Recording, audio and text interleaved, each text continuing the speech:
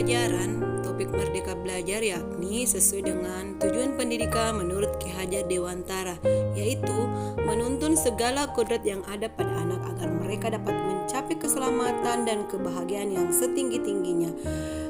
Nah, ini merefleksikan bagi kita untuk memberikan pelayanan yang terbaik pada murid kita. Sudahkah kita jadi guru yang mengajar sesuai dengan kodrat alam dan kodrat zaman? Sudahkah kita mendekati anak dengan hati, mendampingi mereka secara utuh dan menyeluruh? Kita ketahui bahwa bakat dan keadaan hidup anak di masyarakat yang satu dengan yang lain itu harus menjadi perhatian dan diakomodasi oleh seorang guru. Bagaimana seorang guru bisa memperhatikan lingkungan atau budaya lokal di sekitar kita yang dikoneksikan dengan pembelajaran.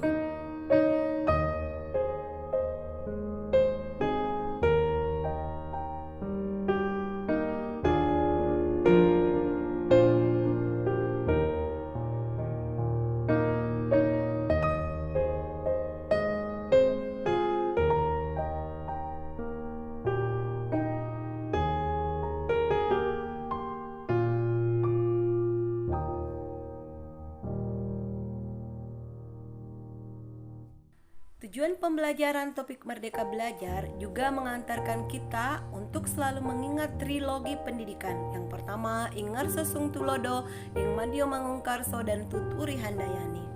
Selanjutnya, bagaimana menghamba kepada murid? Dalam artian memberi pelayanan terbaik untuk murid, memberi kemerdekaan murid dalam mengerjakan tugas yang diberikan, disesuaikan dengan karakteristiknya, gaya belajar, serta minat.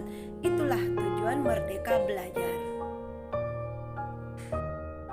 Strategi penerapan Merdeka Belajar di kelas saya, yakni kelas 3 SD 322 Ela-Ela, Kecamatan Ujung Bulu, Kabupaten Bulukumba. Pertama, melakukan asesmen awal. Asesmen awal yang saya lakukan baik itu asesmen kognitif maupun non kognitifnya, serta bagaimana pemetaan kebutuhan belajarnya seperti gaya belajar, karakteristiknya, serta minat murid itu sendiri. Kedua, melakukan kesepakatan belajar atau kesepakatan kelas yang dibuat di awal tahun ajaran baru. Kesepakatan belajar dibuat ketika memulai tatap muka. Nah, guru memberikan pertanyaan-pertanyaan pemantik kepada murid. Murid kemudian memberikan jawaban. Dari jawaban murid tersebutlah terbentuk suatu aturan di dalam kelas sebelum belajar. Nah, tujuan kesepakatan belajar ini agar murid tumbuh budaya positifnya melalui pembiasaan berdasarkan aturan yang telah dibuat oleh murid tersebut. Jika murid melakukan pelanggaran, maka guru hanya mengingatkan akibat dari pelanggaran tersebut. Nah, murid sendirilah yang mencari solusi dari pelanggaran yang telah dibuatnya.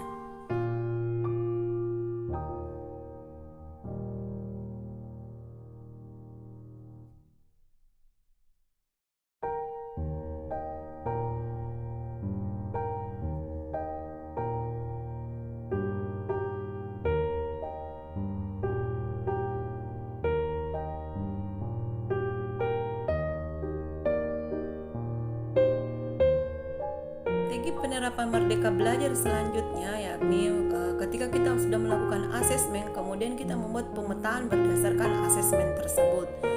Selanjutnya menerapkan belajar sambil bermain di kelas, misalkan menggunakan kalian literasi di mana kita melakukan kegiatan batu gunting kertas, kemudian perwakilan dari kelompok yang menang itu menyusun urutan bilangan dengan benar dan tidak lupa membaca bilangan yang sudah diurut.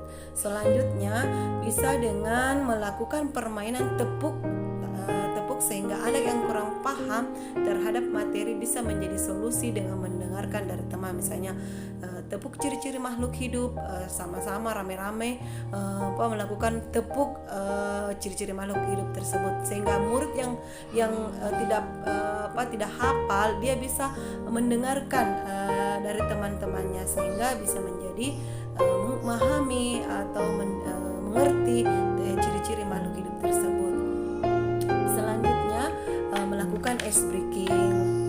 Nah, ketika kita melakukan ice breaking, guru ikut terlibat langsung langsung melakukan ice breaking. Jadi kita sama-sama bermain bersama anak-anak sehingga dia merasa senang, bahagia.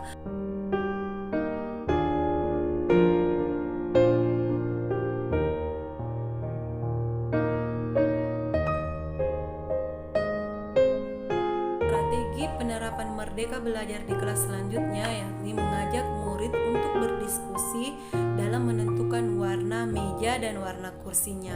Nah, ketika murid menyampaikan pendapatnya dan kita mengambil suara terbanyak. Nah, suara terbanyak itulah yang kita aplikasikan di kelas dengan mengecat meja dan kursinya.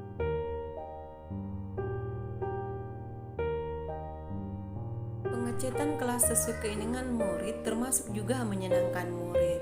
Anak akan tertarik belajar, senang, bahagia dalam belajar. Nah, itulah yang diinginkan oleh Merdeka Belajar. Anak bahagia, senang. Dan selanjutnya melakukan refleksi di akhir pembelajaran. Sebagai guru, kita perlu melakukan refleksi untuk mengetahui apakah murid senang atau tidak senang. Nah, ketika ada masukan dari murid, itulah yang akan dijadikan pedoman bagi kita untuk pembelajaran selanjutnya.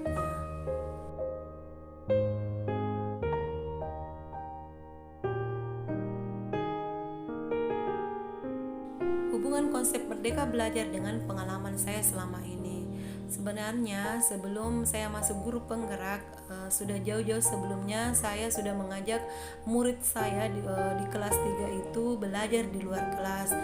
Semisal bagaimana mengamati daun, bagaimana strukturnya, modelnya, kemudian mengamati awan, model-model awan, itu yang saya terapkan selama ini, dan alhamdulillah ditambah lagi dengan masuk guru penggerak, saya bertambah lagi wawasan dan pemahaman.